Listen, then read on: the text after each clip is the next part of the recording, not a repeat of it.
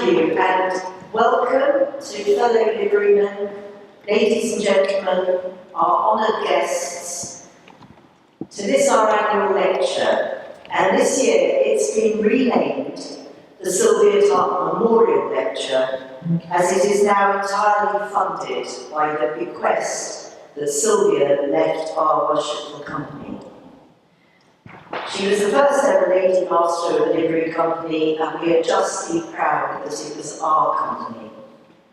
Quite a legacy. As I mentioned, for those of you who were here before tea, our motto is service with integrity.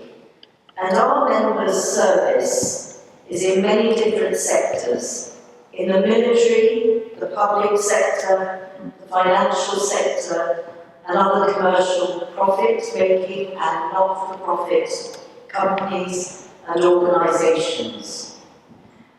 We are proud to award prizes for excellence in many of these areas, and I'm going to ask Sheila Lumsden, the chair of our Education Committee, to explain the Sylvia Tutt Award.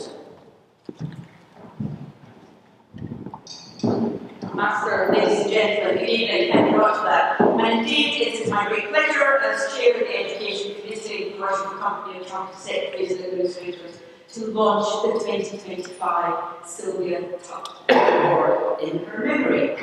So, what is the award? The award is for anyone who is studying at master's or above level at a UK university, or is in the first 5 years of their governance career. What would that individual need to do? They need to write a 1,000-word article. Everybody says that's much more difficult than a 5,000-word article. That's why we did that. A 1,000-word article, much more for a public audience rather than an academic audience, and on the topic of values, the importance of values for good governance. But for this year, we have taken the perspective of values themselves can sometimes be in conflict. How would you prioritise values should that happen? And what might be the most important values for an organisation to have in today's world? Applications have to be received by the 31st of July. And what might the award itself be? What's at the end of it for writing that 1,000-word article? Part of it is a £1,000 fund for continuing professional development with the Chartered Governance Institute itself. We have very deliberately done that not as a cash fund, but as a fund which is very specifically for continuing professional development with the Chartered Governance Institute. Because Sylvia Tutt herself was very, very involved in continuing professional development and absolutely believed in the benefit of professional development throughout one's career, at the start, in the middle, and throughout all of the career. Applications have to be in by the 31st of July, and we very much look forward to receiving, I hope, many applications. Our commended winner from last year, Susanna Kizola, was a student at Ulster University, and we had an excellent essay from Susanna as commended winner, and we very much hope many more applications this year. So please, if you're in the audience yourself and are studying, or in the first 5 years of your governance career, come and see me after the lecture. And otherwise, do please promote. It's all the details are on our website for our education tab. Promote it as widely as you can, and I very much look forward to some great reading later in the summer. Thank you. Thank you. Thank you, and I did speak to someone earlier who's doing a PhD on governance, so there you go. You might want to apply for the Sylvia Tutt Award. I'm now going to hand over to past master David Locke, who will give us a brief recap on the launch of our research project earlier this evening.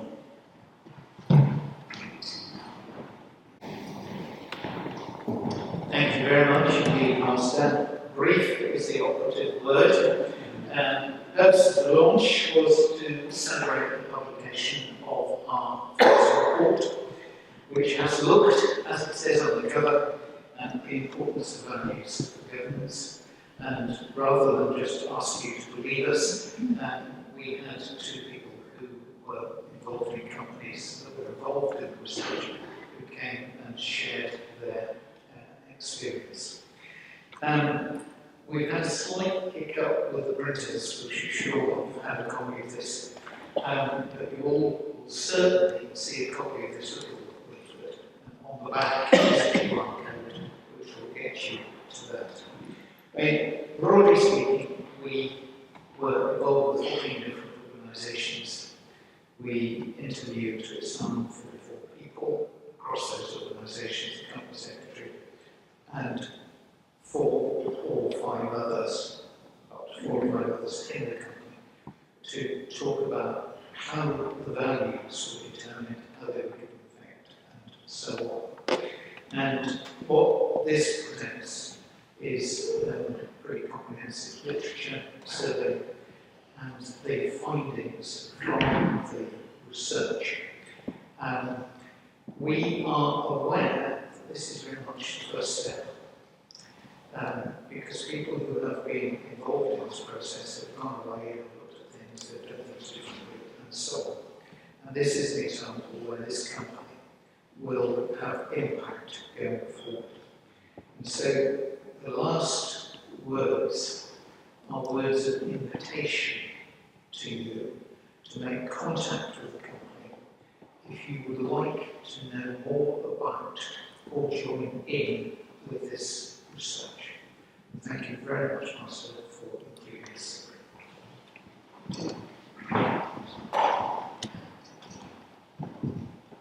Thank you, Past Master Polk.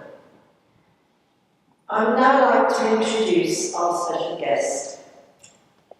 Will Pearce is a partner of Davis Polk, they're a US law firm.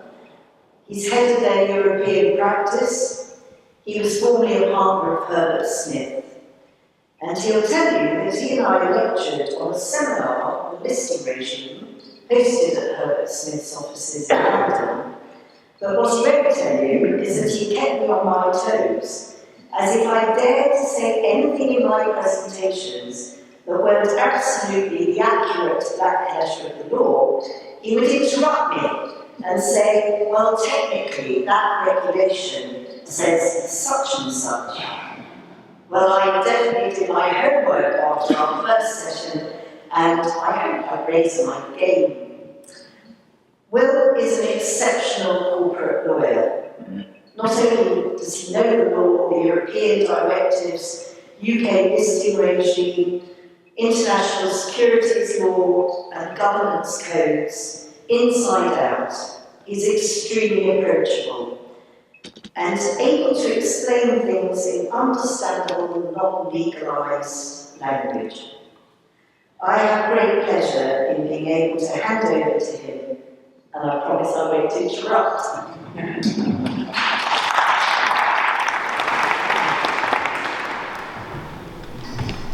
So I'm not really sure what to say after an introduction like that. So good evening everybody, good evening ladies and gentlemen, and thank you to the Master for inviting me to speak this evening. So it's a real, particularly as a father of 2 daughters, and given the nature of the lecture, it's a real honour to be here, and thank you very much. As the Master noted, and some of you may have had the good fortune to attend the Chartered Governance Institute seminars that we used to run. They can't have been that bad, as I got invited to join you this evening, and the Master has now been elevated to a position of great responsibility with the chain, but I'm disappointed that she's not in formal dress this evening. So before we start, just a quick acknowledgement of the amazing work of London's delivery companies. So we sort of heard a little bit earlier about the charity work, about the educational aspects of delivery companies. I'm about to become, not me, but my law firm is about to become a tenant of the Mercers, next to their wonderful hall on Frederick's Place. We hope to be there a little bit later this year. So I very much hope that this is the beginning of a fruitful relationship with delivery companies, certainly for my firm and for me in the context of London. Gabrielle sort of gave a quick introduction, but I'd just like to take you through my relationship with governance before we get started. So So I've worked as a corporate lawyer in the city for coming up to 30 years. As the master said, I was a partner at Pearce, UK law firm. I trained there. You might be able to tell from the accent when I relax. I grew up in the Midlands, moved down to London, interestingly studied law in the UK and in France. So I was a crazy person that chose to study French law in French at a French university. So I'm really interested in the kind of, I guess, the comparative nature of law, the comparative rules and regulations that we all live with that kind of collide a lot more in the context of the world in which we live today. So you can't just be an English lawyer, you have to think about the broader world, you have to understand different rules and regulations. I guess for me, as the world became a smaller place, and as corporate transactions, so I'm a corporate transactional lawyer, I decided to move to a US firm, so I joined Polk, which is a sort of very traditional New York headquartered law firm. Back in 2013 now, I became the head of our Europe practice about three and a half years ago. Over the last 30 years, I've worked on a massively broad range of transactions, so literally hundreds of private M&A transactions, takeovers, mergers. For a while, I was a sort of English raider of Scottish companies in terms of doing takeovers. I worked with founders, with private companies, with private equity clients, with investment banks. My work has taken me around Europe to Hong Kong for 6 months. And most recently, most of my time was spent advising US clients investing in Europe. For these purposes, I class the UK as part of Europe. So pretty much in everything I've done through the private M&A, through the IPOs, through the capital raisings, the takeovers, I've been lucky or unlucky enough to be involved in some pretty mucky restructuring situations as well as demutualisation and nationalisation. More of that over the drinks later. In everything I've done, pretty much governance has been at the heart, is at the heart of what you do as a corporate lawyer. And I personally find that really, really interesting. So I love sitting with the board of directors. We can't, I guess, as advisors, make the decisions for directors, but what we can do is bring the law to life, bring rules and regulations to life, and make sure that the directors are, I guess, properly armed to try and make the right decision in the right way at the right time by reference to the facts that they have on the table in front of them. And we'll kind of come back to that as I talk for the next, hopefully, 15 minutes. So today's topic is quite a tough one. I would say that any views that I express are personal views, not necessarily the views of my law firm. So it's a little bit easier for me then to be slightly provocative with the audience, I would say. So don't assume that everything that I say are my personal views. I'm happy to answer questions after the talk. The master suggested to me that I didn't get to choose the topic. If anybody is wondering about where it's come from. So there were sort of three elements that tie a little bit into the values discussion earlier. So number one, is it possible to achieve a balance between good governance and growth? Number two, have we sort of achieved that balance, or is it to be achieved in the UK? And if we think back to the first part of proceedings, of which we just had the quick summary from David, do you need to have values in place, or are values a part of reaching that balance between good governance and growth? And I'll try and touch on that as we go through. So I'm going to start a little bit, probably like the panel that kicked off proceedings today, with just thinking about governance and what does governance mean for me as a corporate transaction lawyer, and where have the rules come from? So a little bit of a quick journey back in time, but we'll hopefully see where I'm going with this. So corporate governance rules pretty much started for publicly traded companies, so I recognise that we've got a broad audience in the room tonight, and governance means slightly different things to different people. But in terms of the governance rules that I work with, they started with publicly traded companies. Latterly, they moved on to large private companies. And they've developed over the world through the last 40, give or take 40 years or so a little bit longer. It was all still, I would say, relatively new when I started practicing law in the mid-1990s. The rules have developed, have grown, have been bolted on, have been adapted to a basic corporate law framework wherever you are in the world. So the relationship between a company, its directors who run the company, and its shareholders who own the company. The way that the directors run the business, the way that the shareholders interact with the management, and the way that corporate decisions are taken both by the directors, by the board, and also by the shareholders as a group of owners. And these rules have taken, I would say, a different form and legal status depending on the jurisdiction that you're working with. So they've been framed, corporate governance rules have been framed in a number of different ways. From probably what you could call mandatory compliance, so these are the rules, you need to comply with them, through to voluntary compliance, which these are the rules and you choose whether you comply with them, but there are consequences if you don't, to a sort of, I would say, the common position around the world, which is these are the rules, we'd like you to comply with them, and we'd like you to tell your shareholders, we'd like you to tell your stakeholders on a regular basis why you comply with them, or if you don't comply with them, why you don't comply with them. And as you'll see, I'm going to wave the Union Jack a lot and be very proud about the approach that we've taken to corporate governance in the UK. But I would say our approach, which we'll come back to Cadbury in a minute, but our approach really is the kind of, I would say, the common approach around the world.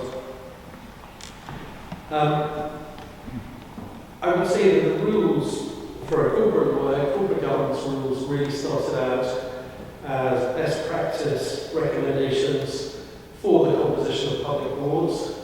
What do I mean by that? Well, the important role that independence has to play on a board, so the important role of non-exec directors, the importance that we have in the UK when it comes to the separation of power and the separation of role and responsibilities between the chair of the board and the chief exec on the board.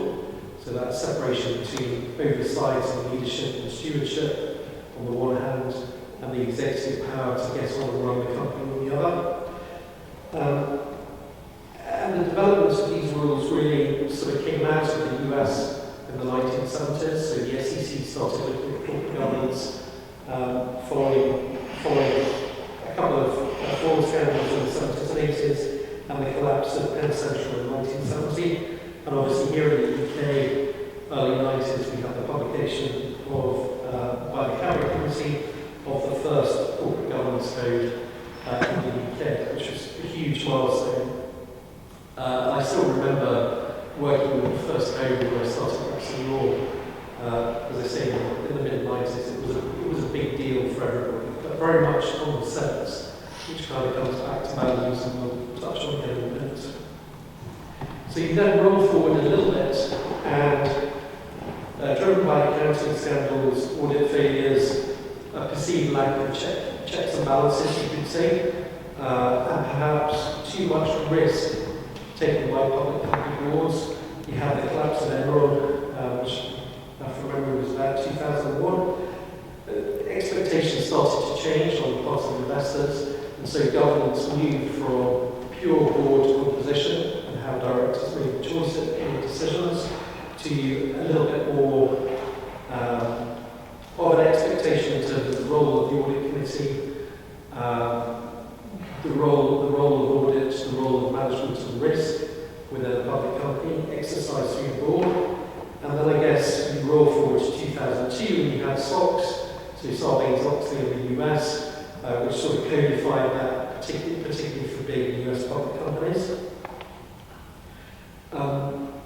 You then sort of look at the next 15 years after that, and there was a lot more of a focus, having sorted board composition,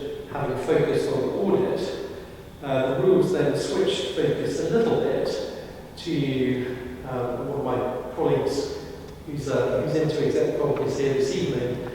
The rules switch focus to say, well, actually, if you pay executives in a particular way, does that drive wrong behaviour? And so governments changed again, morphed again, to look at how do we encourage through proper checks and balances on executive remuneration to drive the right behaviour and the right decision making from a governance perspective. Ultimately, a bunch of jurisdictions adopted some form of shareholder say on pay to help guard against outsized compensation packages, which I think everybody thought was a good thing at the time, and probably more importantly to control excessive risk taking on the part of the board. So far so good, all very common sense developments in terms of corporate governance. We then started to see the use of the structure that we put in place in the UK as a method to effect change. We've talked this evening about diversity and inclusion, so we then started to see focus on gender diversity on boards, ethnic diversity on boards, again with a view to creating an inclusive environment, with a view to companies making better informed decisions through boards, through a longer-term view on stewardship of companies for the benefit of all investors. And then you sort of get to the last 5 years, and I think two interesting things have happened.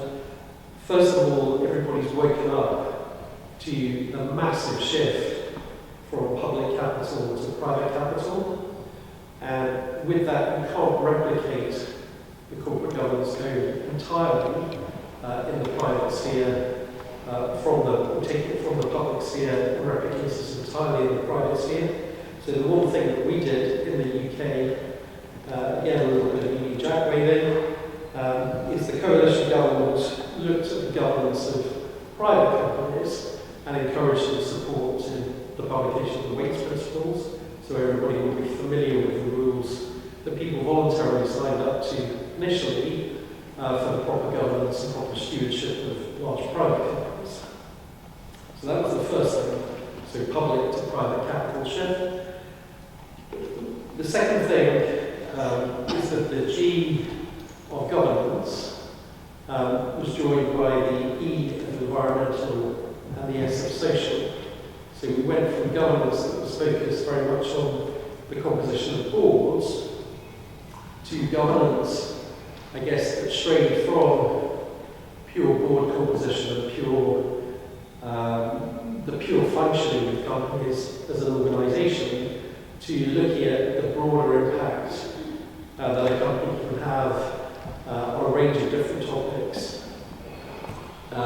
With institutional investors really driving the charge for public companies to force public companies to take you could say, a more holistic approach to ESG in the round, whereas for the 30 or 35 years beforehand, the focus had very, very much been on the G of the ESG. So there are two sort of pretty important developments of the last 5 years, and a bunch of different jurisdictions around the world now require mandatory disclosure on a whole range of areas that include, I just scrolled down a few here, but the list is pretty long. So environmental issues, pay gap between management and in the UK use the term the average employee to the extent that any such thing exists. Sustainability, supply chain, and probably modern slavery issues. So a whole host of different issues that have come into the word governance and are now probably, kind of synonymous with the term governance. So I'd say, why have I kind of done the history? You'll see in a second there are probably two battlegrounds that we've all been looking at in the UK over the course of the last 5 years. And this change in the term governance, I think, is quite important when it comes to looking at balance and growth. So governance is just now, as a word, is much more complex than I think it used to be. I haven't had the opportunity to put a question to an original member of the Cabinet Committee to say if this thought governance would be rolled forward to 2025. I think it would be quite interesting to see if that was what they were thinking about, and if they thought that was where we were all going to go with their use of the word. So if I'm building up the picture to try and answer the master's question here, if I now shift to growth and its relationship with governance, the master and I had a little discussion about this in preparation for the talk, and me sort of scoping out what I was going to talk about. For me, growth very much refers to, when I think about growth, and again, this is probably through the filter of me as a corporate transaction lawyer, I think about growth in financial terms. So for me, it's about the profits the company make, it's about the dividends that the company pays to its shareholders, it's about the company generating money to reinvest in the business, to grow the business, to make the profits, to pay the dividends. I completely accept that I probably think about growth in those terms in a different way, and that you can, or I would say it's equally valid to think about growth in non-financial terms. So obviously there are representatives in the room this evening for not-for-profit, from local government. Everybody's interested in governance, but my personal filter, my personal background is thinking about things in a corporate sense. So if we think about governance and growth, you could say that there's a school of thought that says good governance in itself is enough to lead to growth. I think on the panel earlier when we were hearing about the different values that have come out of research, one of the points, if you run a company properly, that should lead to growth, which is for the benefit of all interested stakeholders. I think it's pretty straightforward. You can look at independent governance reviews. There are plenty that quotes the Big Four have all done studies on this over the years. And for me personally, as a rational individual, I think that's pretty incontrovertible.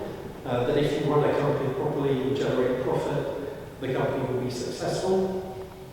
There's then a sort of, I guess, a more refined school of thought that would say if you look at governance, if you look at good governance, and you take the modern term governance as opposed to the 1992 Cabinet Committee term governance, that should also, so in other words, looking at it from an ESG perspective, as opposed to a pure G perspective, that in itself should lead to growth.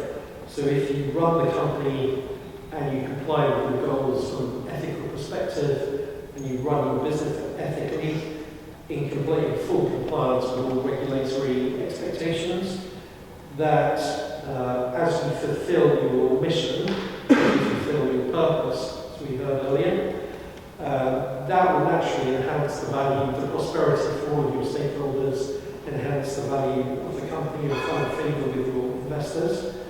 I think, being provocative for a moment, that's probably the point that we then get to the tension between good governance and growth. You see the faces in the room have changed.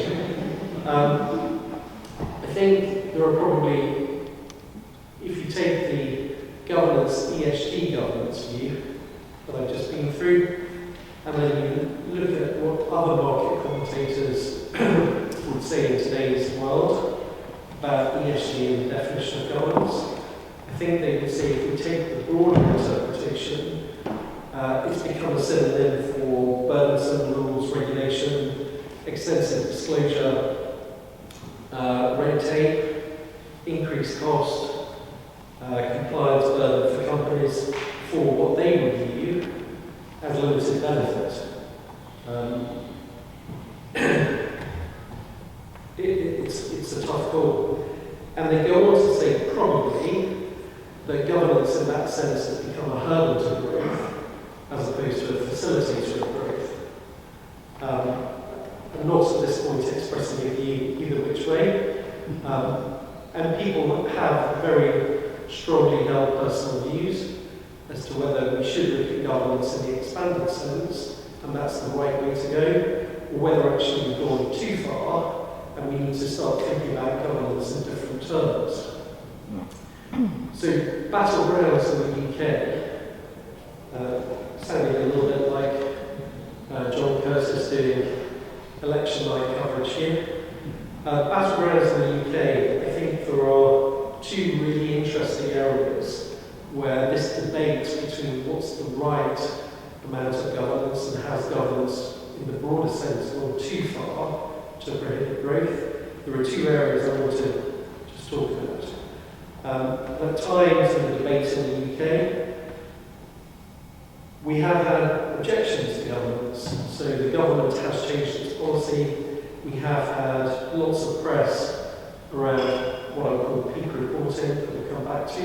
So have we got to a point now where annual reports have become too big, it's just too much, it's not useful, and it gets in the way. And the first example I want to give you is UK corporate reporting and the controversial creation of Argo. So I'll put this out there. Again, I'm watching the reaction and the faces in the room. So back in 2022, the then Conservative government published an interesting document called Restoring Trust in Audit and Corporate Governance. It summarised the 2021 responses to a white paper and set out quite a detailed plan to increase corporate reporting, to create Argo. The proposals argued alongside were largely focused on classifying more large private companies as parties, public interest entities, with the consequence that they would then become subject to more onerous corporate reporting. So this was seen as a good thing.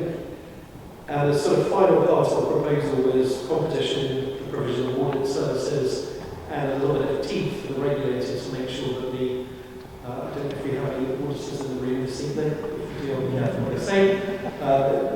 But to give some teeth to the regulator to make sure that the auditors did the right job. The proposals, you could say, were in reaction by government to high-profile corporate failures, both public and private. So if you can cast your mind back to VHS, if anybody shot there, Korea on the construction side, Patisserie Valerie if you used to go get a cake, and Thomas Cook if you were renting a package on the way. But four really, really huge corporate failures in the UK.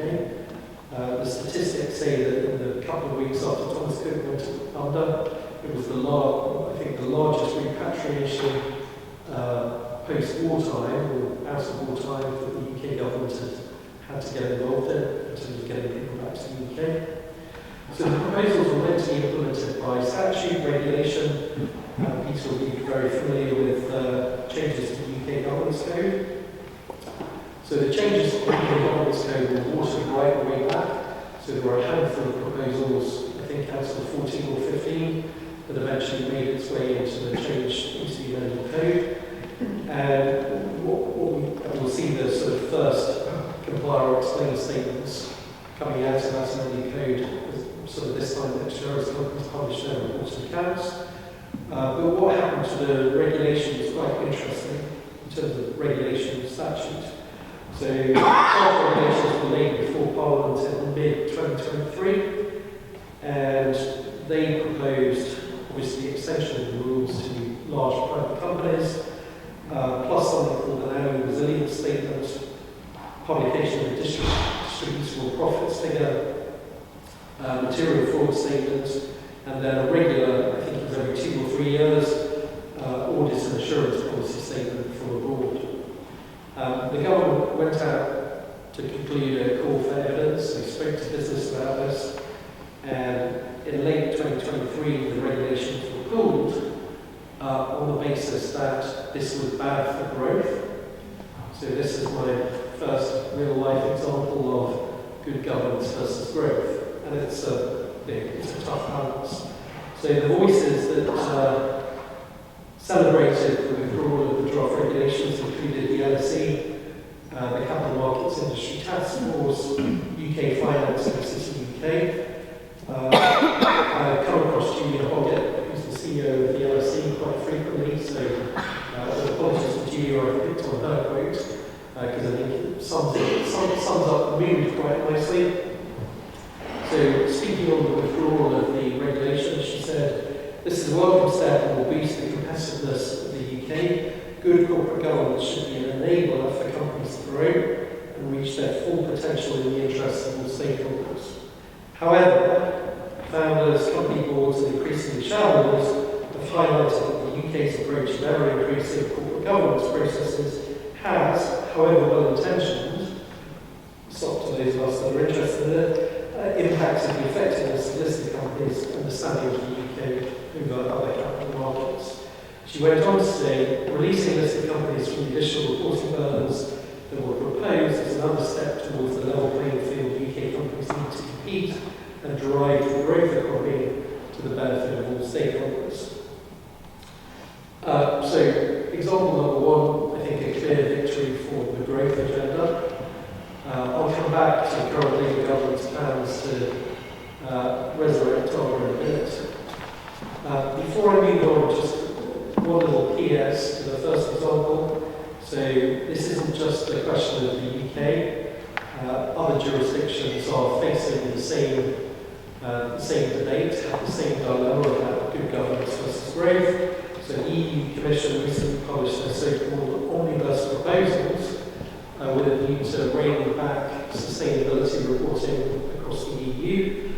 I came across, because I enjoy reading these different things, I came across an interesting response to the proposals published by Share Action, who signed a joint statement with 360 organisations from more than 50 countries, opposing the proposal with the headline, "Disastrous omnibus proposal erodes EU's corporate accountability commitments and slashes human rights and environmental protections." So now I feel I'm balanced because I've given the LSE view and also the Share Action view. These things are tough. People feel very strongly. A good illustration of the strength of feeling of both sides of the debate. Second example, which is something very dear to my heart. So I am a sad individual that wrote a book. The master will tell you this, I wrote a book, 400-page book on the listing rules whilst on holiday once. So my second example is the long-running and ongoing debate around the UK capital markets and what should we do to be more effective. So back in 2020, the UK was coming out of COVID. A chap called Rishi Sunak decided to announce a wholesale review by the Treasury of the UK listing regime. So over the last 4.5 years, government regulators, market participants have worked really, really hard to agree what people think is the right set of rules for the future to make the UK probably a more competitive place to IPO.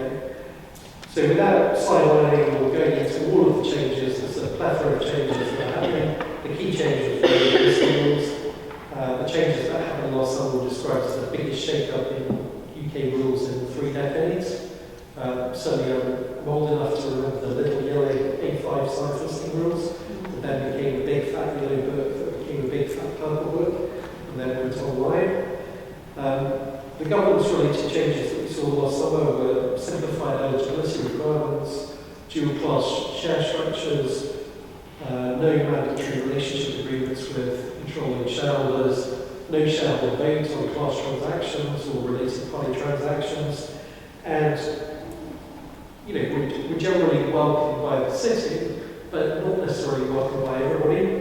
So a number of people, including institutional investor bodies, had a problem because they thought the reforms went too far and they didn't like losing what they viewed as an important governance protection of a vote on a transformative M&A transaction. So again, another victory, I would say, for growth, but not necessarily universal support. So again, picking up on the EU, you may have read that in late 2024 the EU copied us again. So this time they looked at how could they simplify their prospectus regime, not quite as radical as illustration that this debate between good governance and growth is not purely a UK debate, but it's a global debate. So having looked at two examples and to seek to answer the master's question, growth, I would say, is definitely the flavour of the month. A number of market observers, if you haven't read it, it's worth picking up the QCA's report from 2023 on corporate reporting and annual reports, where they sort of give some pretty staggering figures about how many words get added or were added on average over, I think it was a 5-year period, from about 2016 2017 to public company reporting accounts, particularly for AIM-traded companies. It's pretty shocking, and there are various comparisons with Harry Potter and etc. in terms of the length that reporting accounts are now run to. So, lots of people think we've reached peak reporting and it's gone too far. There is a laser focus at the moment in political rhetoric on deregulation, removal of red tape and growth. Reference the Prime Minister and the Chancellor over recent weeks. The FCA published a new strategy paper this morning, looking at a strategy from 2025 for the next 5 or 10 years. Again, there's a whole slide on growth and agenda for growth. So it's vogue. It's no longer liberal versus conservative. It's no longer left versus right. There is a broader discussion in the market, not just in the UK, about do we go with this broader term of governance or do we go with growth. If you want to read something interesting, there's a chap called Stuart Hodson, who used to work for a regulator, now works for a financial PR firm. He's written a really nice, simple piece, so I like simple things, on why it's okay for progressives to deregulate, if you want to read a little bit more about the topic. So what does this mean for the exam question, where we go? So now we're getting into sort of slightly more personal views. So governance is always about growth. So if we don't have growth, there will be nothing to govern, and that's not in any of our interests. The growth, for me anyway, invariably involves a degree of risk-taking. Governance is a good thing because it keeps that risk-taking in check. This is in all of our interests. I would hope everybody agrees. Governance can be achieved, at least in principle, through either mandatory or voluntary compliance, mandatory or voluntary regulation. It can be achieved through disclosure, and it can be achieved through enforcement when somebody demonstrates bad behaviour. For growth, and here I'm going back to risk, there needs to be an acceptance, I think, that not all risk-taking is bad. That's a tough one. Likewise, I think there needs to be an acceptance that if you take risk, it's not always going to go well. So, putting it simply, not every single company is going to make it. I'll tell you over a glass of wine about companies I've been involved with that haven't made it. You could argue, and observers do, that if you've got a properly functioning free market, you need companies to fail to appreciate the companies that succeed and that are successful. Likewise, you're not going to find the perfect director. There might be people in the room who are directors of companies, I'm sure that there are, but I can guarantee that you're not perfect. So you'll make the right judgments by reference to the right facts at the time, but you can't guarantee that that's going to be 100% right when judged with the benefit of hindsight.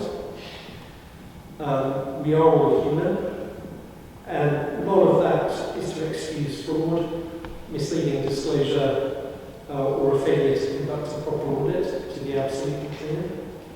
So for me, for governance to be effective, and in order for us to answer the question of balance good governance on the one hand and growth on the other, there needs to be a set of shared values.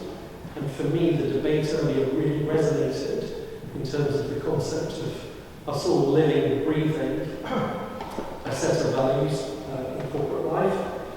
I think it's safe to say that, for me anyway, these values can't take these values can't take the form of ever-ballooning disclosure. So that can't continue. That, for me, that doesn't make sense. And we can't end up in a position where directors and entrepreneurs won't take risk because they face strict liability or their business judgment is growing after the event with the benefit of hindsight. So again, we're back to values. What's the right way for people to behave? I think we're sometimes overly negative in the UK about our system. We do a lot of soul searching. I would say we already have the values in the UK to achieve that balance between good governance and growth.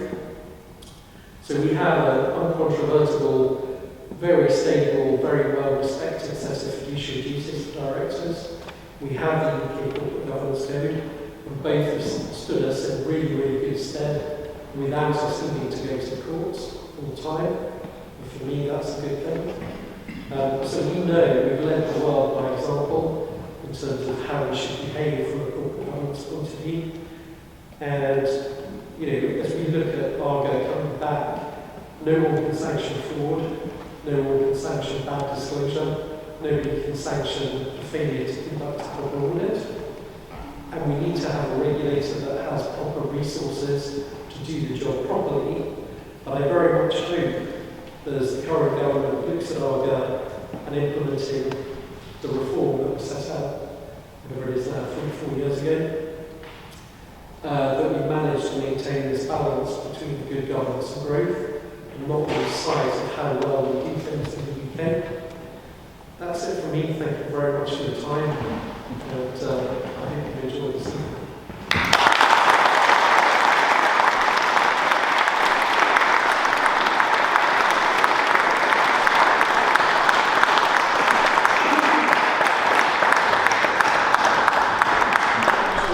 You've given us lots to think about, and I'm going to invite Peter Swaley from the Chartered Governance Institute to come join us on our panel, and also Claire, if she's still here.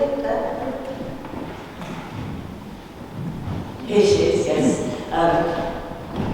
Claire was involved with our research project, for those of you who joined us later.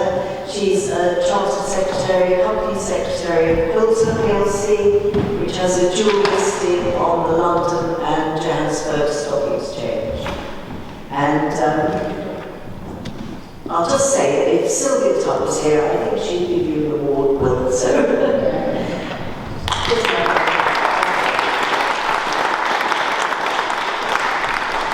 So let's have some questions from the audience to our panel, and that's just before we stop and have some refreshments. Also, on your way out, there are some books on governance, surprisingly enough, courtesy of David Scott. So, any questions? Anybody got a yes? Well, we go. Questions? Yes? Hello, I'm John McLeod. I'm the middle warden of the now worshipful Company of Communicators.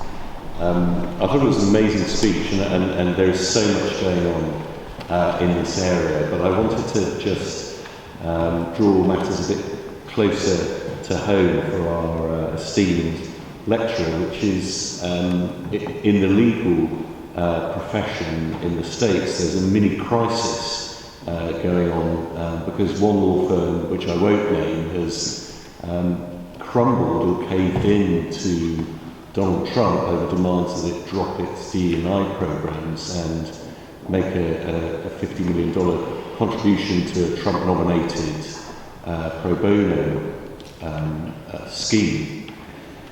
And I just wondered whether we could hear some reflections about governance, not just in public interest entities, but in law firms themselves, because this is a mini crisis that's starting to boil in the profession and causing quite a bit of concern.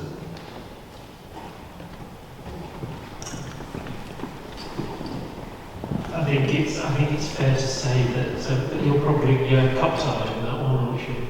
So I'll pick up that to a degree. I think this is a real challenge for lots of organisations, and not just in the States. there I think there is a political imperative. I was talking to investors at one point last year who were telling me that they have I never remember which one was Democrat and which one was Republican, but they have a blue pitch book and a green pitch book, red pitch book, depending on which state they're pitching the business in. Because things are so polarised there. And the Republican, which I think is red pitch book, has no mention of ESG at any point in it.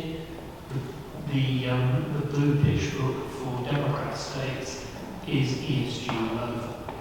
And that's just what their clients want. So I think you are seeing that, but it's really not just it's really not just a US phenomenon. One of the things every day when the post office review was going on, every day there was something which made me sort of like hang on short at my knees or whatever was immediately below.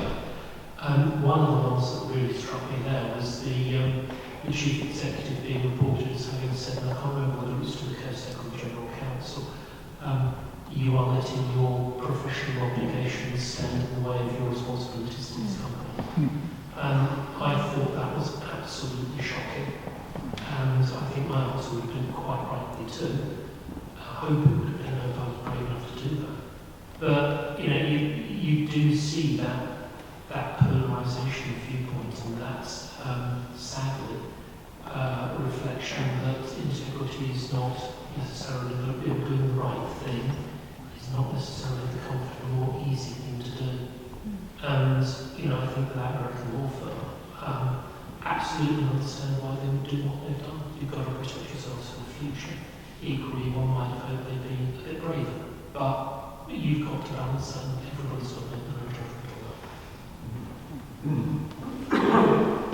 I'm going to share very briefly a London University perspective. I'm very lucky that I've got a female chair and a female sit, and one of our four are ethnically diverse as well. So, but we work really hard at it to be diverse, but we think it's the right thing to do, and the integrity piece around that is very much from the chair of the board to ensure that whatever is happening on whatever today's music is telling us to do, we keep doing the right thing. Because ultimately they're students for the long-term good of the company, not for the latest or fashion. Some other questions from the floor? Yes.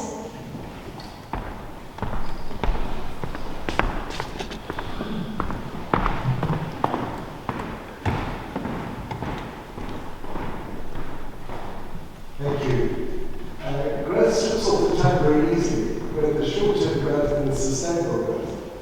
And I would submit that good governance provides sustainable growth. But what are your thoughts about that? That's quite challenging when executives' time horizons are quite short because the markets reward short-term growth. So I don't disagree with you, sir. So I think in terms of growth, it's really what's the right growth.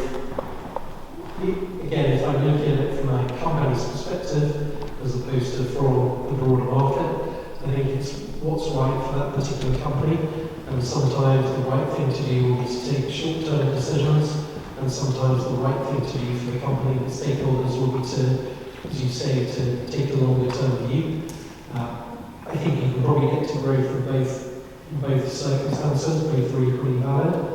But I think it's very fact specific, and it's for the directors of that company to think about. We heard values, purpose, all of that I completely agree with. So it's about what's the value, what's the purpose, what's the goal of the company.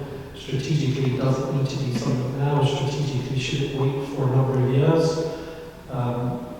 Is it the sort of slow and patient, or is it the if you take an example of traditional car manufacturing industry companies in Germany at the moment, is the right thing for them to look to diversify and take a little bit of risk and make decisions now because the world is changing, or should we just sit there doing what we've done for the last 200 years?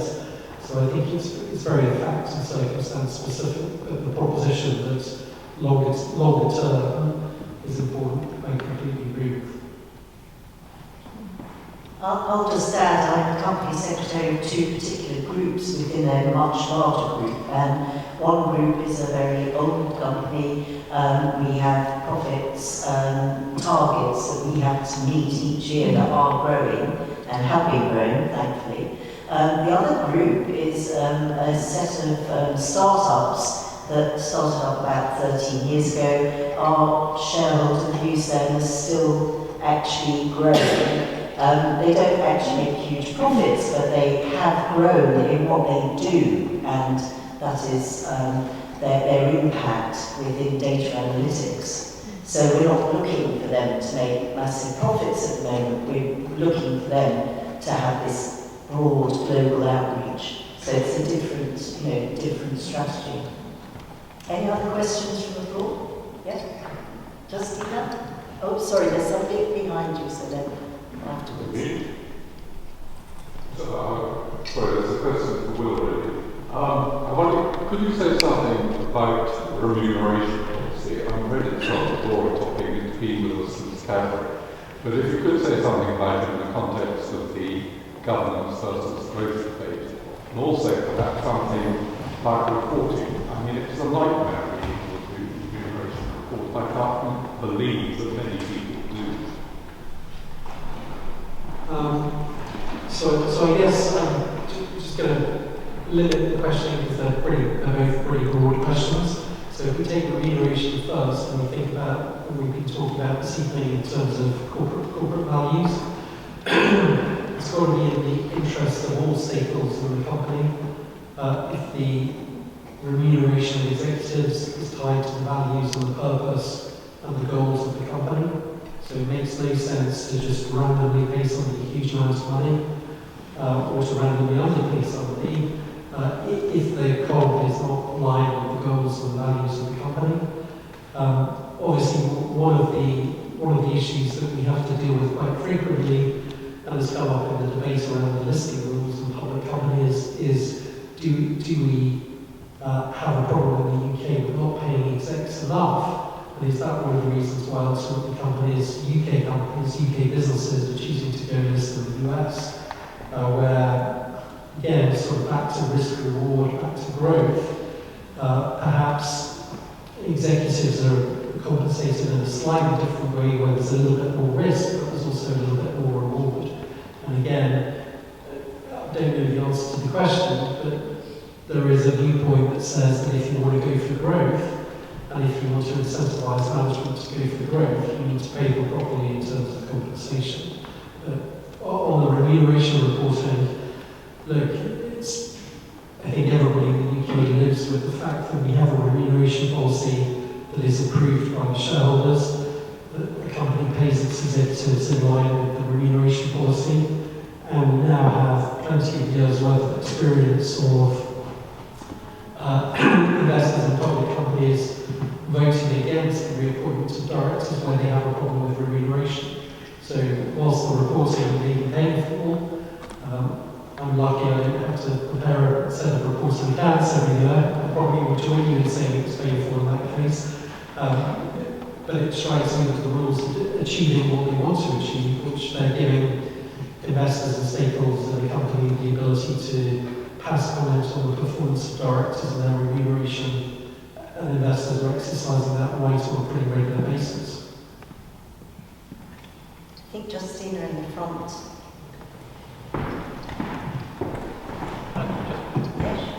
Follow up on that one as well. I think, Mark, there is an element where the remuneration report is the one that report that some people do read, or I but actually, I mean, there is an awful lot. I mean, Will's very lucky not to have to write these. He'd be luckier if he doesn't have to read them. And I do for the Institute's own reporting rules, and some of them are just boilerplate, frankly. And there's an awful lot of stuff in there that is meaningless. And one of the things that we're pushing DBT on with the non-financial reporting review at the moment is to look at every single reporting requirement and say, do we still need to report this? fully when we stick it? And can it not just go online? Because there's an awful lot of information that simply go online and it doesn't change year on year. Thank you. Just going back to the tension of governments against growth, I wondered when the UK is compared to the jurisdictions that have more governance freedoms, are there more intangible hidden costs that those jurisdictions are bearing as a result of those freedoms?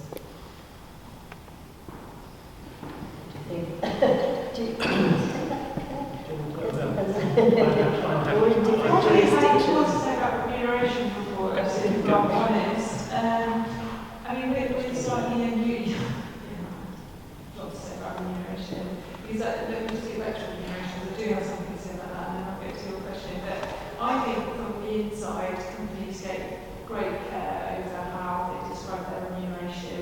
It's really hard to convey to the reader the amount of scrutiny that's gone into any decision, particularly if you're looking to remunerate a CEO who's performing well, a business is performing well, and you've got, there are constraints around what you can do. So actually, I echo what Peter said as well, that I think the companies would really welcome a full review of what we need to disclose. Nobody wants to just turn out boilerplate and to be on a page that nobody's ever reading.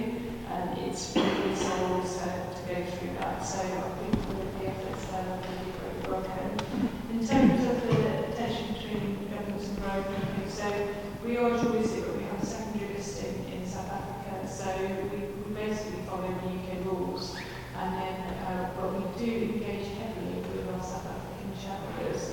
And so for us, their side comes from their own circumstances in South Africa and what's happening in Africa. So if you take something really simple like a political donations resolution, there is, we're never going to get that through without 2% vote against. We know that, we do engage, we understand absolutely why they won't let us do that, or don't want us to do that. But they equally understand why we need to, because the vacancy is being short. And so I think with all of these things, it's all about communication and spending time to get to understand your shareholders, understand what they're willing to allow your board and your CEO to do, and then working with them around the pace of the change and continuing dialogue so that you have their support and they understand where you're coming. No surprises. That's what I would say. Yeah, so on that one, comparison with other countries, I think for me, deciding where you list, which is getting to the gig, I think that depends on what people issues. I find it surprising that some companies would want to become subject to the SEC rules. But then equally, you can balance that against a much bigger pool of liquidity in the United States.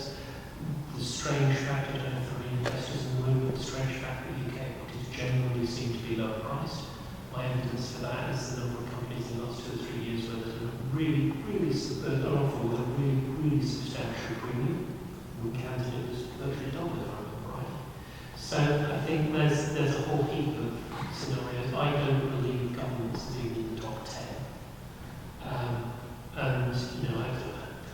said earlier on about how good the UK government's model is. I'm absolutely with that. I think it's the standard to which many other countries are jealous.